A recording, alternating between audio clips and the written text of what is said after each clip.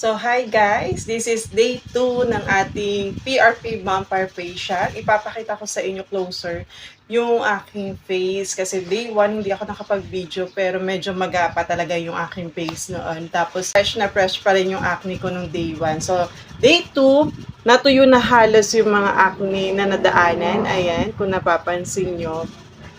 Ayan, natuyo na siya and then namamalat na rin siya. Ayan, medyo dry pa rin yan kasi sa day 3 pa lang po tayo maglalagay ng sunblock. Day 1, after 24 hours ng PRP Vampire Facial, yung wash ng face with a mild soap.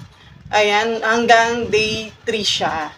So, day 3, after 3 days, doon tayo gagamit ng ating sunscreen. So, wait for my review for the whole week for this vampire facial.